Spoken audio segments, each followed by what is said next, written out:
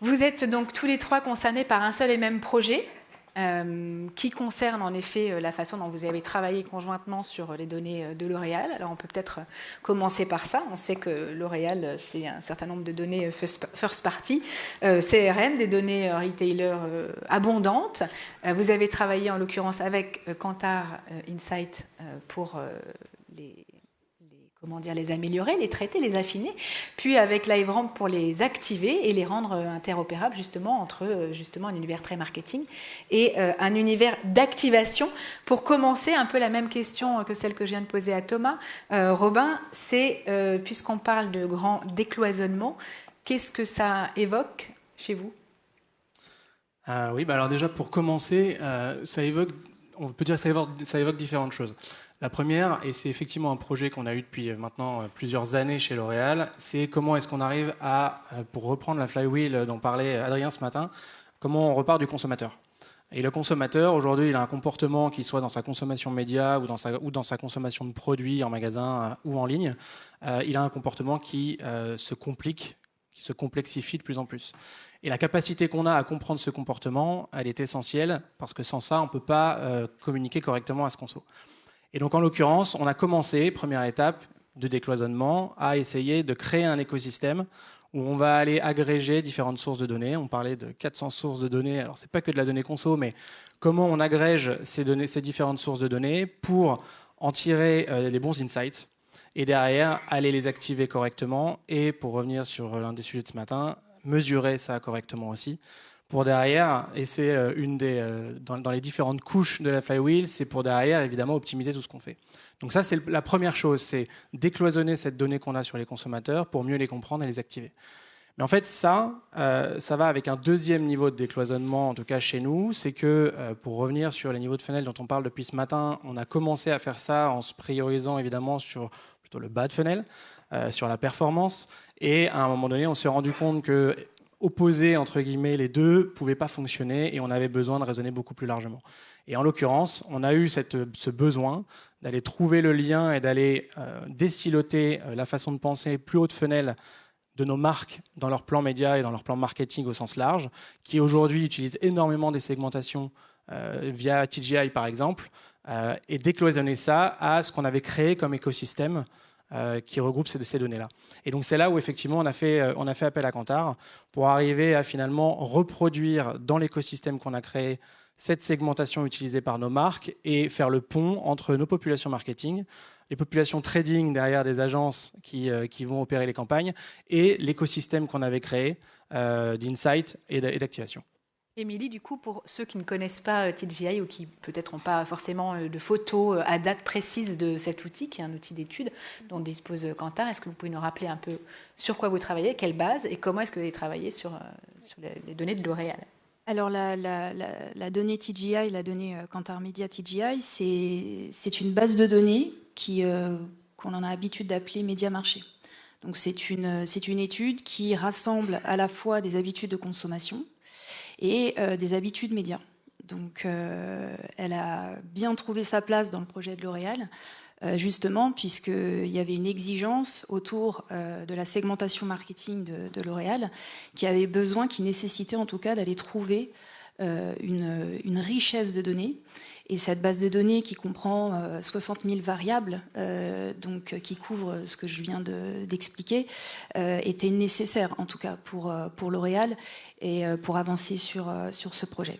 Et puis le deuxième point aussi, c'est que ça fait 10 ans maintenant qu'on travaille avec LiveRamp, parce que on a toujours travaillé, et depuis donc 10 ans maintenant, à venir activer, à venir digitaliser cette donnée dite de panel, pour répondre à des enjeux de marque tels que celle de L'Oréal. Pour faire atterrir une stratégie concrètement.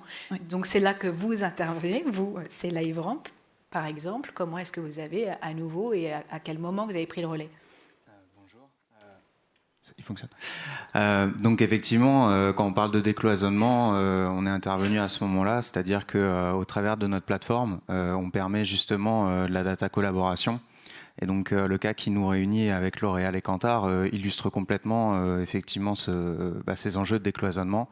En fait, on a récupéré ces données Kantar et on est venu les réinjecter dans d'autres data partners que L'Oréal pouvait exploiter, en l'occurrence de la data retail ou de la data tierce ou même son CRM finalement.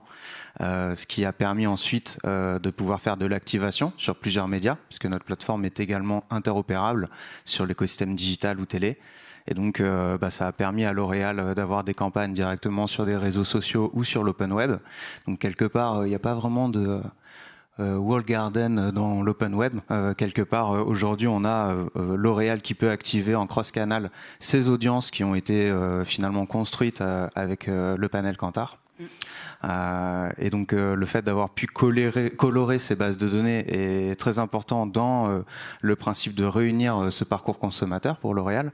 Et au-delà de l'activation, c'est vrai que vu que de manière déterministe, on est en capacité de collecter ces données d'exposition, on peut redescendre jusqu'à l'acte d'achat et donc de comprendre quel est l'impact vente de ces activations précises sur ces populations segmentées. Redéfinies.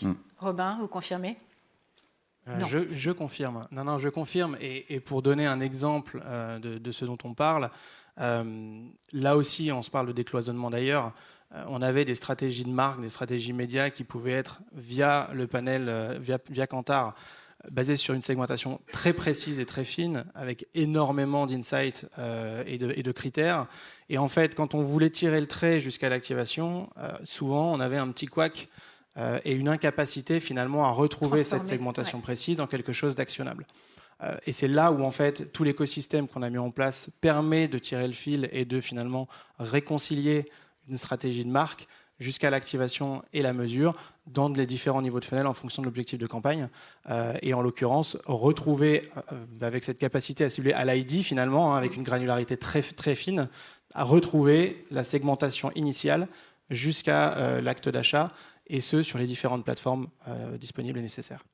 Émilie, typiquement, si on prend une cible à valeur d'exemple, disons, je ne sais pas, les femmes 18-35 ans, comment est-ce que vous la travaillez? Sur quoi vous avez conseillé Robin d'agir comme type de persona? Donc, sur la segmentation de L'Oréal, on est en moyenne, enfin pas en moyenne, mais du moins au maximum, on réunit 100 variables sur les cibles les plus complexes. Donc voilà, ça démontre bien la richesse, en tout cas, qu'on arrive à apporter aux cibles que l'on permet pour L'Oréal d'activer.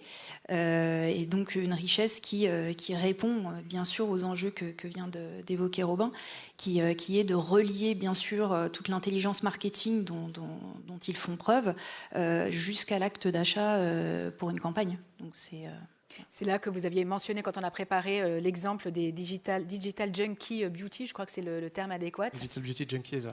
Et qui vous permet, en fait, c'est cette activation qui vous a permis de toucher cette micro-cible que jusqu'alors vous perdiez un petit peu sur le fil de vos activations, notamment sur les plateformes de social media, par exemple, qui n'offrent pas ce genre de granularité. Oui, si je tire le trait, alors je vais caricaturer un peu, mais on part de 100 critères sur une cible comme celle-là, par exemple, et puis ça se termine finalement à je cible les 18-34 ans avec un intérêt beauté sur une plateforme et on n'a absolument pas la même granularité. Et derrière, quand on regarde, et on l'a testé, l'efficacité d'une campagne, que ce soit sur de la considération ou quand on va sur de la transaction jusqu'à l'acte d'achat, en fait, on ne se parle pas du tout des mêmes performances et on a une capacité à améliorer ces performances tout simplement parce qu'on a un message derrière qui peut être beaucoup plus précis puisque l'audience de base, elle, l'est aussi.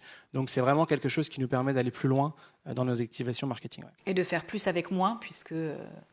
Et de faire plus avec moins, parce que dans l'autre sens, ça nous évite d'aller toucher des gens qui ne sont pas dans cette cible-là avec un mauvais message, et donc avec une efficacité qui est très basse. Donc en gros, ça fait effectivement, ça permet d'aller faire plus avec autant ou avec moins, et effectivement, ce qui n'est pas neutre.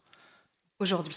Émilie, comment est-ce que vous faites plus avec autant pour travailler sur la V2 du plan quelque part? Comment est-ce que vous travaillez sur les améliorations possibles de ce que vous faites? Ce qui est formidable avec ce projet, c'est que voilà, il est long terme. Enfin, il est sur le long terme. Donc, on a d'abord travaillé une segmentation prioritaire pour L'Oréal.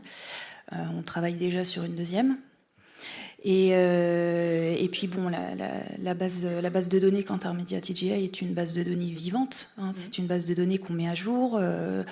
On travaille en collaboration avec nos clients pour la faire vivre, pour y ajouter ce dont ils ont besoin. Voilà. On parle beaucoup de cross-vidéo dans cette matinée. Donc, notamment, je vous invite à vous inscrire au webinaire du 29 novembre qui va dévoiler donc, tout le travail qu'on a fait sur cette problématique dans cette base de données. Donc oui, voilà, c'est... OK. Work in progress. Work in progress. Au-delà peut-être de ces nouvelles segmentations, vous, côté LiveRamp, comment est-ce que vous voyez l'avenir et de nouvelles sources à nouveau d'amélioration? C'est vrai que le projet, tel qu'il a été scopé dans un premier temps, on a utilisé 3 gros référentiels de données, un retail, la base CRM de L'Oréal et une base de données tierce. C'est vrai que LiveRamp, on a de très nombreux partenariats offline, online, et on pourrait effectivement étendre la couverture de ces audiences sur d'autres écosystèmes, notamment l'écosystème télé ou d'autres acteurs du retail. Et c'est vrai qu'au-delà de ça, L'Oréal, Kantar et LiveRamp, on a tous les 3 finalement une couverture mondiale et on a des partenariats qui peuvent effectivement s'étendre au-delà des frontières françaises. Donc on pourrait effectivement être amené à discuter avec d'autres entités chez L'Oréal dans d'autres pays. Robin, du coup, je vous donne le mot de la fin. Non, alors déjà complètement. Et après, juste pour le mot de la fin, il ne faut pas oublier une chose, c'est qu'on est aussi dans une phase en termes d'enjeux, de mesure de ce qu'apporte, selon l'objectif qu'on a dans nos campagnes, de ce qu'apporte cette complexification. Parce qu'on est quand même, on se parlait aussi ce matin de ça, de se dire, on apporte de la complexification dans la façon d'opérer nos campagnes, dans la façon de trader, etc. Cette complexification, il faut qu'elle vienne avec un intérêt. Donc en gros, toutes les campagnes ne justifient pas d'aller dans cette granularité-là, et donc il y a des campagnes où si ça ne fonctionne pas, ou si l'intérêt n'est pas à la hauteur de la complexification, eh ben ça veut dire que s'il faut tout simplement pas le faire. Parce que l'idée derrière ça, on se parle de décloisonnement, on se parle de change management, ça veut dire que les équipes doivent changer leur manière d'opérer, et on s'en parlait tout à l'heure.